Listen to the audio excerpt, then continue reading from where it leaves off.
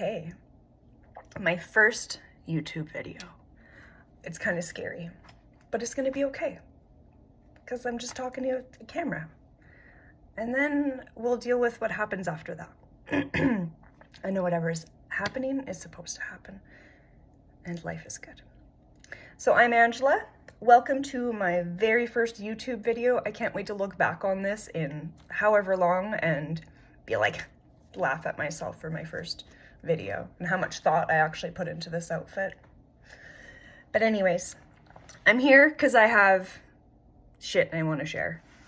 And I'm kind of over suffering by myself. And I know that if there's other people out there who are suffering like I am, then we can kind of all work together maybe and like make something happen. I don't know.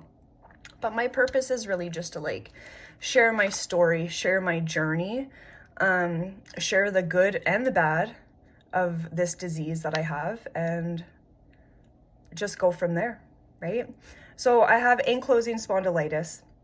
It's an autoimmune disease, or some people call it an inflammatory disease. It's pretty much both. Now, I'm not a scientist. I can only share my own experiences with everybody. So if you want like scientific hard facts, then you're just gonna have to like Google that shit on your own and just do your own research. I can only tell you my experiences, what I'm going through, and my pain. This disease affects every single person so differently, as well as women. I think that it affects women in such an amazingly different way, and it's totally being overlooked. So my message is just like, I'm just gonna spread mine, share it, and hear other people and see like what they have to say and just go through this together. That's my purpose. I wanted to share my diagnosis story with all of you, since that's kind of where all of this started. To be honest, I have had this disease for well over 20 years. I can remember being a teenager, as young as 14 years old, telling my parents like, my back hurts, my back really hurts, and them buying me multiple beds because we always thought it was my bed was the reason that my back hurt. I remember weird periods in my teens, and just like the back pain is one of my biggest memories and symptoms from this. As I grew older in my 20s, I became a heavy equipment operator. I ran a rock truck and scraper, a 637 scraper. That's right, this little girl ran a 637 scraper, and I was awesome at it. So during that, I'm like, oh yeah, of course my back hurts. I have headaches every single day. Multiple times a day they would come and go. Like every day I would have headaches, and I'm like, oh, I have back problems. I run equipment. I've always had back problems. My dad's back has always hurt his whole life, so of course my back hurts. Like, it just makes sense, right? Never once thinking that I actually had something wrong with me, ever. So whatever, I go through life. I have children. During the birth of my first son, I was unable to open up, we'll say, because my hips wouldn't allow it. So I ended up having an emergency C-section with my son because my hips were not doing what they were supposed to do because of this disease. Okay, so did I tell you what it does yet? Maybe we should go back to that for a minute. What this disease actually does, again, ankylosing spondylitis. It is arthritis, pretty much arthritis in my whole spine, as well as all of my joints, knees, feet, toes, fingers, wrists. My ears hurt, my jaws hurt, my jaw, everything. Wherever there's a joint, it hurts. And it gets inflamed, and it's brutal. So, back to the story. A couple of years later, I would say it was during COVID because I remember wearing a mask. So during COVID, I had this really bad back pain, kidney pain. It was super strange. So I went to the ER to see like what it was. They took a bunch of blood work, bacterial blood work and everything. They sent me for a CT scan. Now in that CT scan, they were looking at my kidneys, but they found that my SI joints were inflamed. At this time, I was probably 34 years old. And at 34, your SI joints should not be inflamed, not at all. So mine were so bad that you could like see it on the x-ray. And And they're like, that's not right. We think that you should get a bone scan. So I go for a bone scan, and a few weeks later, I get a phone call from a bone doctor. And he says, do you have cold sores, eczema, back pain? Does your back pain hurt more in the morning? What helps your back pain? For me, it's water, like hot tubs and stuff like that. So after all of these questions, he says, I think you have an autoimmune disease and you should go see your doctor. So he tells me that I should go see my rheumatologist, or find a rheumatologist. So I find a rheumatologist in Calgary. He's amazing. He's good looking too, so that helps. And he sends me for an MRI and a bunch of other stuff.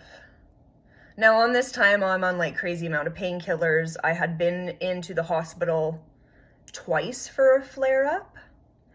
Yeah, twice for a flare-up. One, the first time I got the CT scans. A second time was in the summer. I had to get my mom to drive me. I was in such bad pain. I had to leave work for a good week or more. I don't remember. I went to the hospital and they gave me an injection of fentanyl and Toradol. Guess what? It barely touched my pain. It just so happens I got something going on in my brain that doesn't allow pain medication to work properly on me. So, pain medication does not work on me. It's just wonderful. So he finally diagnoses me with ankylosing spondylitis after my MRI results come back, and there is visible erosion in my SI joints, my left SI joint. It hadn't affected my right one as of that MRI. So I get diagnosed. And what the hell does that mean? In my brain, because I went down Dr. Google, that it was like my spine was going to completely fuse together. I would be in a wheelchair, like worst case scenario. Of course, when you're diagnosed with something, you always go worst case scenario. And I mean, yeah, this disease is worst case scenario, but that's okay. It's manageable, apparently. According to like all the websites out there. There's some of them. So now we're up to treatments. Biologicals. I have tried 2 biologicals so far. One is Symphony, which did not work for me. The second now is Consentix. It is a once a month, monthly injection that is very expensive. Very expensive. Thank God that I live in Canada and it is being covered for me through the pharmaceutical companies and my insurance companies. Thank God for that, because if I had to pay, I wouldn't be able to afford this medication. So it's biologicals, and from my understanding of what a biological is, it slows down the process of your body creating certain proteins. No, it attaches itself to all the proteins that my body has made. It attaches itself to those proteins and like suppresses my immune system, so my body stops attacking my healthy cells. And by attacking my healthy cells, I mean all the inflammation in between all of my joints and my vertebrae. It thinks my body is in trouble. Therefore, it is sending good stuff like calcium to fix those broken parts. And what my back and SI joint and stuff are doing is actually like slowly growing new bones because it thinks that it's broken. It's not broken. It's not broken at all. So, this causes like severe pain, serious pain. I can't even describe this pain to you. Not a single website can describe the pain to you. They say, oh, it's back pain. It's so much more than back pain. You can see that I look very tired and I've got like some bags under my eyes. That's from crying all day yesterday and today. I know I seem pretty happy, but I mean, I can tell you the pain doesn't make me happy. It's there. I have a heating pad on right now. And I'm literally sitting on a heated blanket. If I turn wrong, like, my day is done. So these treatments are supposed to like slow the process of the disease down. And sure, it may, and it probably does. My blood work shows that my inflammation levels are almost non-readable. So that's where I get like super confused, is how can I be in the worst flare-up of my life? This is day 18 of just debilitating pain. I'm not good with that word, but that's what it is. The pain is brutal.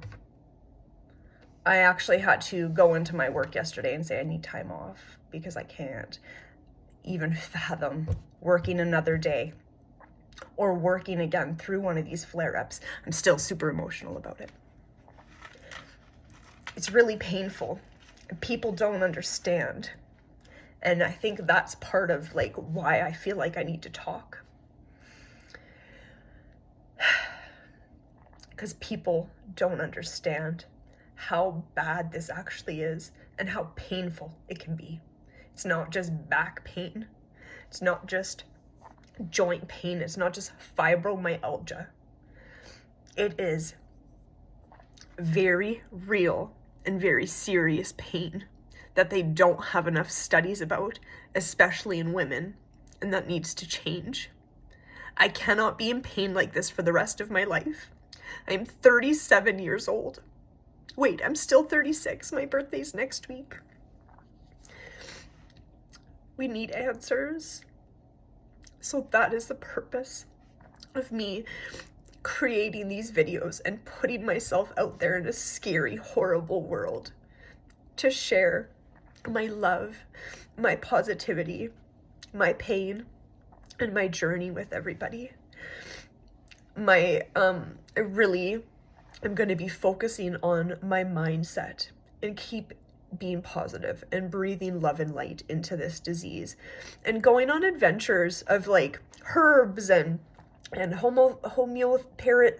homeopathic stuff, but also following my doctor's suggestions and everything that he has to say. I'm a both girl. I like my scientists and I like my herbal stuff. So like, I'm going to find what works best together for me and for my body. And I'm going to share my journey and hopefully I can inspire some people or help some people along the way. I'm sorry for crying. There's going to be a lot of crying in these videos because it's something like really important and serious and painful that people need to know about. So here I am. I hope you have a wonderful day. Thank you if you stayed this long. Thank you. That means like the world to me. And just keep checking in and I'll keep checking in with y'all. Thank you.